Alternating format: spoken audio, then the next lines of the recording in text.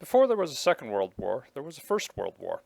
This PowerPoint, though, will examine the causes of the Second World War, drawing connections between the First and the Second Wars. In many ways, the Second World War was merely Chapter 2, or a continuation of the First War that was fought between 1914 and 1917. For our purposes here, we do not need to go into great details on the causes of the First World War. It shall suffice for now to note that this First War, like the Second, was entirely avoidable. Territorial conflicts, misunderstandings among rulers, nationalist fanaticism, and miscalculation lie at the heart of both conflicts. In 1914, the assassination of the Archduke of Austria-Hungary was used as an excuse for Austria-Hungary to declare war on Serbia, where the assassination occurred. The Tsar of Russia ordered mobilization of his army to defend his ally Serbia, while Germany offered assurance to Austria, Germany's ally, that it would stand behind them should Russia attack.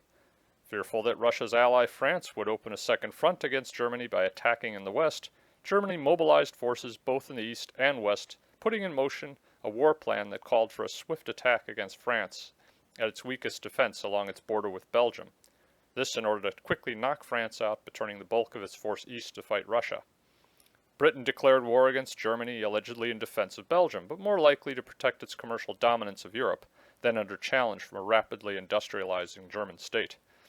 Each side in the war badly miscalculated the moves and strength of the other, and the result was a bloody 4-year stalemate that destroyed over 20 million lives before it was over. For the first 3 years of the First World War, then called the Great European War, or simply the Great War, the United States remained officially neutral, though it openly aided the British by supplying Britain with food and military supplies. When German U-boats began sinking ships bearing these supplies, the U.S. became increasingly hostile toward Germany and its allies. The U.S. formally declared war on Germany and its allies in April of 1917. Once the U.S. formally threw its full military and economic weight behind Britain, France, and Russia, the Germans found they could no longer hold out. Exhausted and starving as a result of a British blockade of German ports, and increasingly outnumbered with the arrival of fresh American troops on the Western Front, Germany formally surrendered, agreeing to an armistice on 11 November 1918. Though never actually routed on the battlefield, German forces were ordered to withdraw behind the German border, and the German Navy was ordered to surrender all of its surface ships to the British Navy. Rather than surrender the vessels to their enemy, German naval commanders ordered the ships scuttled or deliberately sunk. Meanwhile, delegations from all the victorious powers, but not Germany, Austria, Turkey, or even Russia, which had been taken over by radical communists, gathered in Paris to discuss the terms of a peace treaty. The Versailles Treaty treated Germany very harshly, forcing the Germans to disarm and make huge payments to France and Britain for all the damage they had suffered as a result of the war. More insulting and unjust, from the viewpoint of the Germans, was a treaty provision forcing them to accept blame for having started the war. Britain also maintained the starvation blockade of German ports until the Germans finally agreed to sign the treaty, almost a full year after the fighting had actually stopped. Though the German Kaiser's government had fallen, and the Kaiser himself fled the country and was living in exile in Belgium, the new Germany and its new democratic government were treated like international pariahs for the next decade. They were excluded from representation in the new League of Nations, and not even invited to participate in the 1924 Summer Olympic Games in Paris. When this new German government was not able to keep up with the Versailles Treaty reparations with France, France invaded the German Ruhr Valley, taking possession of Germany's most valuable coal and iron mines. As a result of the Versailles Treaty and other post-war agreements, Germany was stripped of much of its most resource-rich territory, and much of Germany's pre-war population now found itself living within the borders of new countries such as Poland and Czechoslovakia. Germany's ally Austria was stripped of its entire empire and denied access to the sea, shrunken to a small landlocked country in the Austrian Alps. The new nation-states carved out of the former territories of the German and Austrian empires were supposed to represent the people living within their borders, but in reality these nations were riven with ethnic rivalries and conflicts, and highly unstable. The governments were also often accused of discriminating against ethnic minorities, particularly ethnic Germans. In addition, the new Soviet Union, formed after the communist takeover of the Russian Empire in 1917, threatened to spread its brand of radical revolution throughout Europe and the world. Faced with reparations payments Germany could not make and deprived of its few sources of income, the German government simply chose to print more money. The result was the collapse of the German Reichsmark. German money became virtually worthless as it took trillions of mark to simply buy a loaf of bread. The life savings of the German middle class were wiped out almost overnight, and as during the Great War, many Germans in the cities were faced with the prospect of starvation. By the late 1920s, the German economy had begun to recover, partly thanks to aid from the United States. The U.S. assisted the German government with what became known as the Dawes Plan of 1925. U.S. Secretary of State Charles Dawes won the Nobel Peace Prize that year for helping Germany reschedule its reparations payments and arranging financing, as well as getting France to remove its troops from the Ruhr Valley. Contrary to popular perception, the United States did remain engaged diplomatically and economically with what was going on in Europe and the rest of the world during the Coolidge administration. The U.S., far from being isolationist, as is often claimed, played the role of honest broker, making peace between former enemies. The Dawes Plan, as diagrammed in the slide, was a bit of a ruse. U.S. bankers loaned the money to Germany, which then used it to pay its war reparations to France and Britain, which then returned the money in repayment of the German loans. The plan was necessary, though, because Germany simply could not pay without what was being demanded of it. The Great Depression that began in the United States in 1929 quickly spread to Europe. The new administration of President Herbert Hoover made things much worse when he signed the infamous Smoot-Hawley tariff bill that dramatically increased import taxes and strangled world trade, at a time when such trade was desperately needed.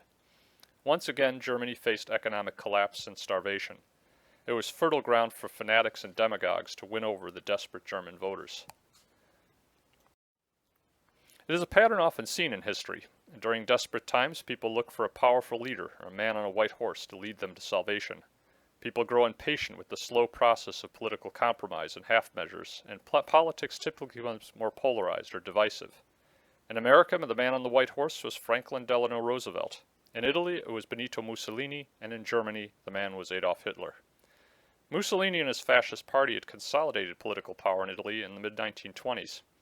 Widely admired throughout Europe and America, Mussolini promised to restore Italian pride and economic prosperity. He called his economic and political philosophy fascism. The essence of fascism was that the state, that is, the government, would organize and control all economic activity in the country.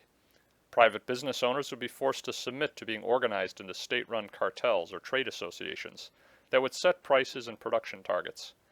Workers would also be organized into state-run labor unions that would work with the trade associations in a cooperative rather than competitive manner. Political fascism would promote the idea of one party rather than competing rival parties in competitive elections, which were seen by the fascists as divisive and undermining national unity. Italian fascism would form the model for the American New Deal under Franklin Roosevelt and for German Chancellor Adolf Hitler, both of whom came to power via elections in 1932. A wild excitement greeted the election of Adolf Hitler's National Socialist German Workers' Party, or Nazi Party for short. By 1932, Germans were tired and fed up with quarreling politicians and political parties, none of whom seemed to have an explanation or solution to the Great Depression and its crushing unemployment.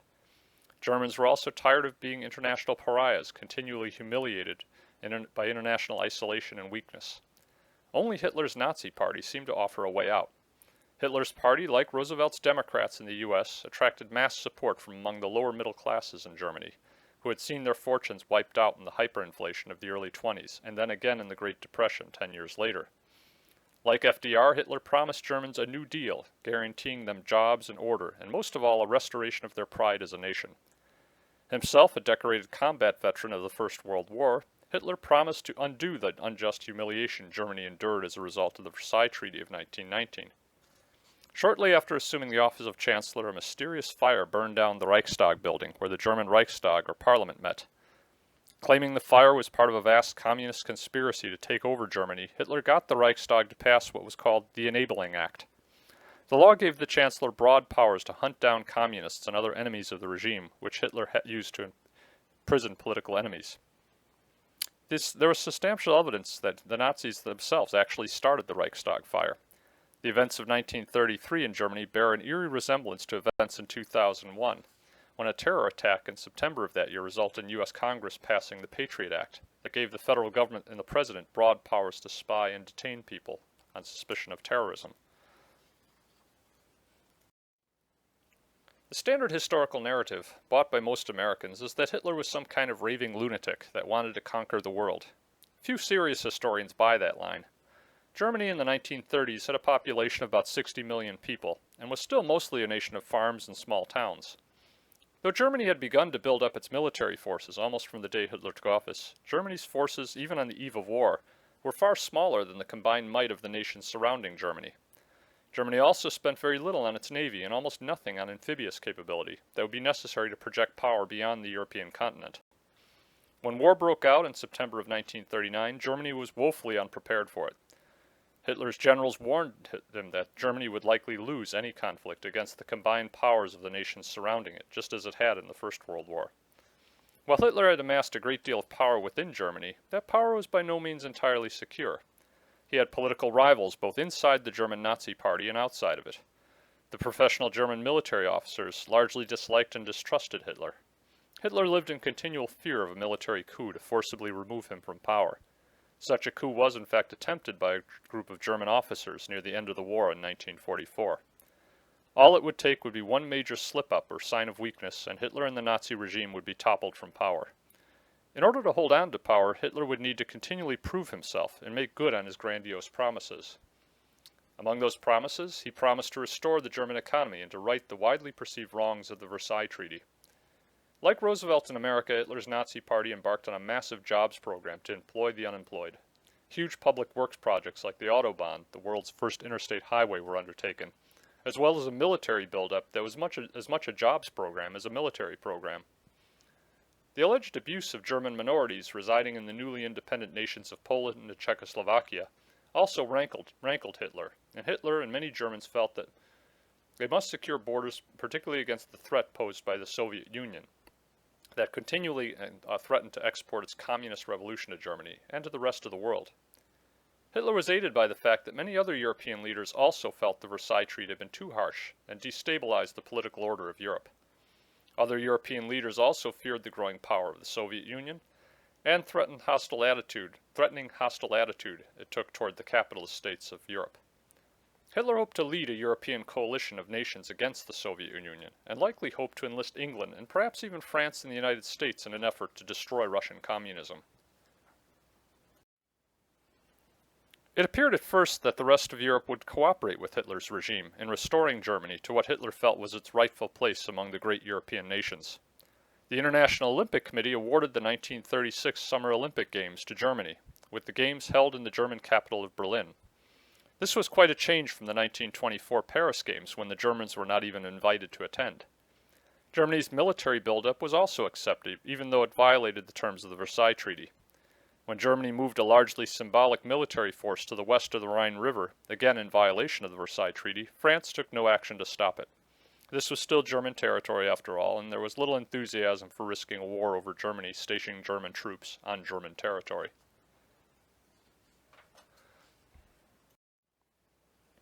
Perhaps encouraged by the apparent acquiescence of France and Britain to his dismantling of the Versailles Treaty, Hitler sought additional concessions from his neighbors to the east and south. One of his first steps after remilitarizing the Rhineland was to call for a union of Germany and Austria.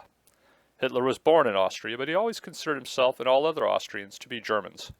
Austria was a German-speaking country, but unlike Germany, born with the North German state of Prussia in 1871, Austria was mostly Roman Catholic and had its own customs and traditions dating back centuries. Austrian nationalism was quite strong, and many Austrians were unwilling to be absorbed into a greater German Reich or empire.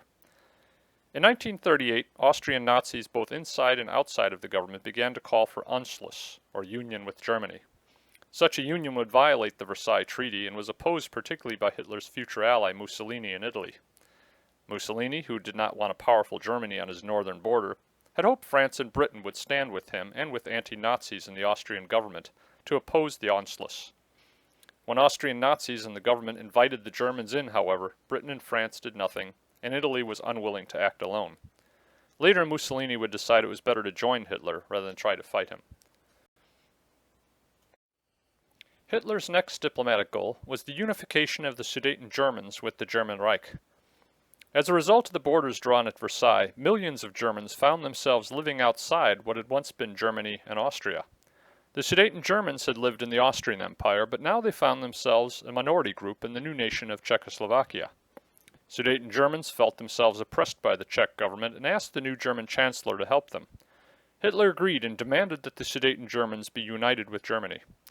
Czechoslovakian leader Edvard Beneš initially refused this demand and sought support from Britain and France should Germany resort to force.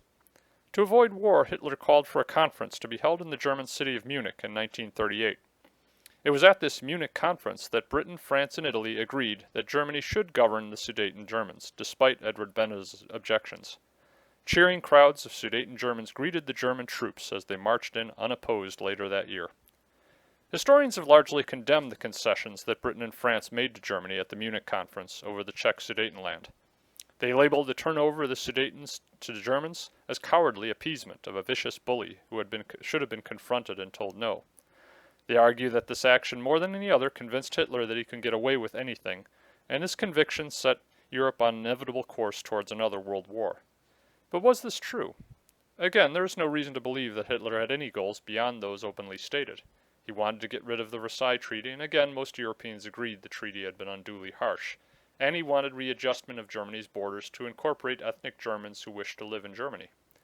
Hitler's next move, however, to recover lost territory in Poland would lead to a French and British ultimatum and a war a year later. The shadow of Munich would haunt Europe and the world for over a generation. Any diplomat or politician suggesting compromise or concessions would be accused of being an appeaser, and be reminded of poor Neville Chamberlain, the British Prime Minister, who thought he had secured peace with Germany. Was Chamberlain naive and taken in by the treacherous Hitler? Or was Hitler the one who was deceived, misled into believing that the British and French understood Germany's grievances, and had agreed to help rectify them?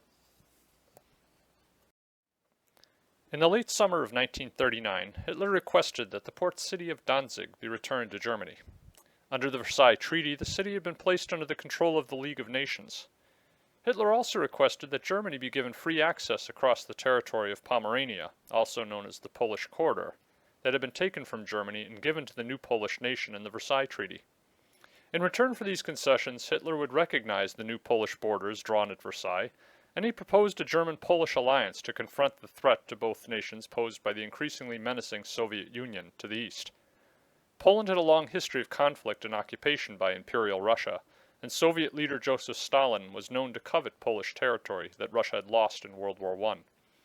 Given these facts and all that had gone on before, Hitler had every reason to believe that Poland would agree to his proposals and that he would again enjoy broad European support for righting another wrong of Versailles.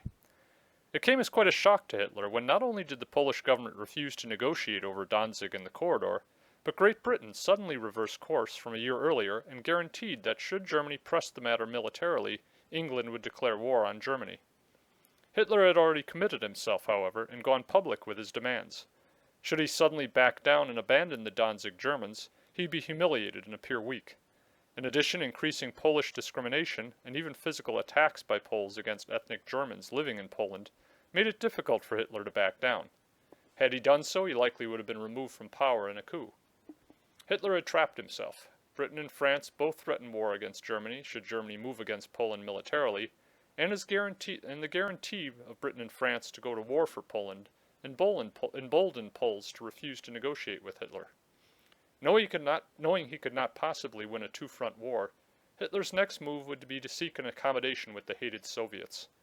Our next presentation will pick up the story from there and examine the final course of events that led to the outbreak of the Second World War, and will examine who was ultimately responsible.